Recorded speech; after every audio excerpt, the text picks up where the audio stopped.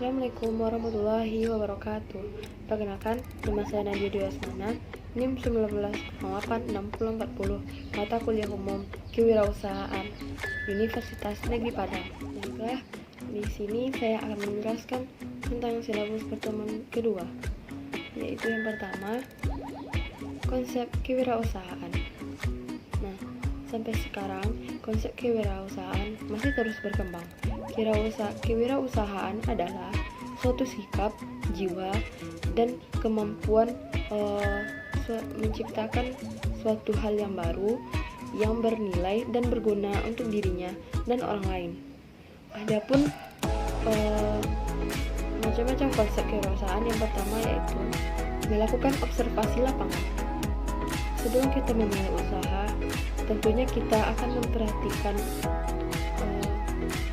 pasaran atau apa saja yang laris dijual di pasaran, sehingga kita tahu apa kita jual atau kita tentukan usaha kita nantinya.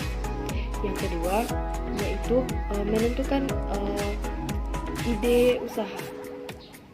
Nah, setelah melakukan observasi, tentunya kita menentukan apa yang akan kita jual atau apa yang akan kita buat usaha yang kita jalani sesuai dengan data-data yang telah kita peroleh dari observasi lapangan tersebut. Yang ketiga, melakukan persiapan usaha. Nah, kita mempersiapkan apa-apa yang akan kita perlukan untuk membuat usaha kita tersebut, seperti berapa kita membutuhkan modal yang akan kita keluarkan untuk usaha kita tersebut. Nah, kita juga mempersiapkan tenaga kerja sesuai bidangnya masing-masing. Yang terakhir, kita akan memulai usaha. Memulai usaha adalah langkah selanjutnya kita untuk memulai suatu sesuai dengan yang telah kita peroleh data yang sebelumnya. Yang kedua yaitu definisi kewirausahaan. Kewirausahaan adalah suatu nilai yang diwujudkan dalam perilaku yang dijadikan sebagai produk dan dibutuhkan untuk mengembangkan usaha. Tujuan wirausaha yang pertama yaitu berusaha dan bertekad untuk meningkatkan jumlah wirausaha yang baik. Yang kedua, ikut serta untuk mewujudkan kemampuan para wirausaha meningkatkan kemakmuran dan kesejahteraan masyarakat dan negara. Yang ketiga, ikut serta dalam menumbuhkan dan mengembangkan kesadaran serta orientasi kewirausahaan yang kokoh. Ketiga yaitu syarat-syarat wirausaha. Yang pertama yaitu berani mengambil risiko. Yang kedua, berprinsip dan disiplin. Yang ketiga, tidak cepat puas dan selalu bersyukur. Yang keempat, pandai memanfaatkan peluang. Yang kelima, kreatif dan penuh inovasi. Dan keenam, menerima semua masukan dari orang lain. Yang keempat, sifat-sifat kewirausahaan. Yang pertama yaitu memiliki keuletan meskipun gagal berkali-kali. Yang kedua, punya semangat juang untuk mengubah dunia. Yang ketiga, berpikir visioner atau mampu memperkirakan masa depan. Yang keempat, berani mengambil risiko untuk menggapai kesuksesan. Yang kelima, mampu beradaptasi dengan keadaan secara cepat. Yang kelima, menentukan model usaha. Yang pertama, tentukan target market. Memiliki target market yang terlalu luas bisa dapat menyebabkan kesulitan dalam menemukan pelanggan yang betul-betul menginginkan produk atau jasa yang kita jual. Yang kedua, pahami proses bisnis atau usaha.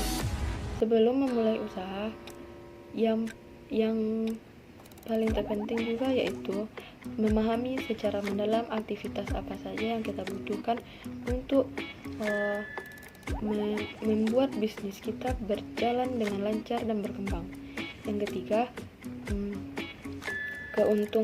keuntungan return minimal 20% per tahun dari modal. Membuka sebuah usaha,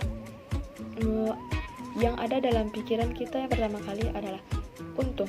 Kemudian jika usaha kita tidak mengalami keuntungan, maka yang harus kita lakukan adalah perbaikan.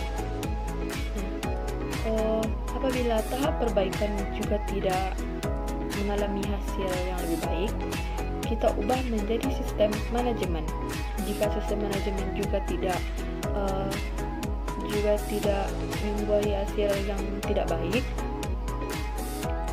maka menjual bisnis bisa jadi pilihan. Yang perlu kita ingat adalah luangkan waktu untuk menganalisa atau memikirkan kembali apakah benar-benar ingin menjualnya atau tidak. Yang keenam, hukum dan etika bisnis. Yang pertama, hukum bisnis.